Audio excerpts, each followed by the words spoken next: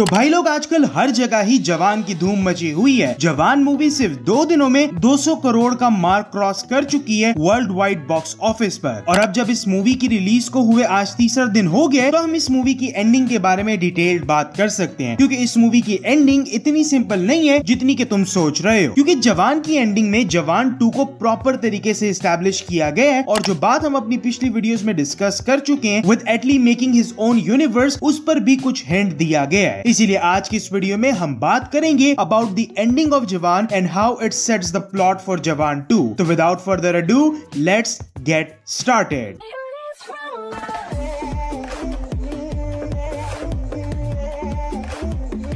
The ending. तो अब climax के बाद हमें कहानी एक फॉरेन लोकेशन पर लेकर जाती है और हमें बताया जाता है कि कहानी अब काली के मौत से कुछ महीने आगे बढ़ चुकी है, जहां आजाद और उसकी टीम भी मौजूद है। और ऐसा लगता है कि जैसे आजाद वहां पर किसी पिज्जारिया में काम कर रहा है। तभी वहां पर हमें अपने संजू बाबा, जिन्होंने कैमियो किया था जवान में एस माधवन नायक, वो नजर आते हैं और आजाद के सर पर गन तान देते हैं। और अपने को लगता है कि शायद आजाद का सफर सिर्फ यहीं तक था, लेकिन टू एवरीवन सरप्राइज हमें पता चलता है कि Madhavan Nayak and Azad were together from the beginning. और माधवन नायक एक्चुअली आजाद के सीनियर हैं। ट्रेन के हाईजैक से लेकर बेलमवाड़ा जेल में काली की मौत के इवेंट तक वो आजाद के साथ हर प्लान में इन्वॉल्व थे। और वहां पर माधवन नायक आजाद को बताते हैं कि अब उसको एक नए मिशन पर जाना है, और इस बार उसका टारगेट है स्विस बैंक, जो कि मोस्ट प्रोबेबली ब्लैक मनी या फिर मनी लॉन्ड्रिंग ओरिएंटेड हो सकता है। और जाते जाते वो आजाद को ये भी कहकर जाते हैं कि पैसे फैक्ट्रीज के वर्कर्स तक पहुंच चुके होंगे। तो यहाँ पर शायद उन्हीं सारी फैक्ट्रीज के वर्कर्स की बात हो रही है जिनको आजाद ने बंद करवाया था। उसके बाद आजाद अपने बापू विक्रम राठौड़ को बताता है कि अब बस आराम बहुत कर लिया, हमें अब अपने न्यू मिशन पर जाना है। उसके बाद नॉट रमैया वस्तावैया गाना आता है और फिर मूवी खत्म। लेकिन चीजें उतनी सिंपल नहीं है जितना कि तुम सोच रहे हो। और ये छोटे से 10 से 15 मिनट के सीन में एटली ने बहुत स्मार्टली मूवी की एंडिंग को ओपन रखा है। The marksman. अब जवान मूवी का मेन विलन तो काली ही है, लेकिन एक ऐसा कैरेक्टर जो शायद जवान के पार्ट 2 में एक बहुत इंटीग्रल रोल प्ले कर सकता है, वो है ये मास्क वाले भैया। अब ये कौन है, क्या है, वो तो अपने को नहीं बताया गया, लेकिन इतना जरूर पता है कि ये हैं बहुत खतरनाक। क्योंकि जवान मूवी में रशिया की उस मीटिंग के दौरान वो काली को कहते हैं कि this is the mafias money, if you mess with them they will mess with you in ways you can't imagine. और हमें पता है कि रशियन माफिया मतलब खतरा भरपूर। और ऐसे में जब विक्रम राठौड़ और आजाद ने काली को मार दिया है और रशियन माफिया का पैसा भी लूट लिया है, तो ऑब्वियसली इस चीज का आफ्टर इफेक्ट उनको जवान 2 में फेस करना पड़ सकता है, with the Russian mafia coming at the father and son duo with full force. Vikram Rathore the character and theories connection. अब भाई लोग, मैं पर्सनली चाहता हूं कि जवान एक फ्रेंचाइज में कन्वर्ट हो just because of one character and that is Vikram Rathore. क्योंकि ये कैरेक्टर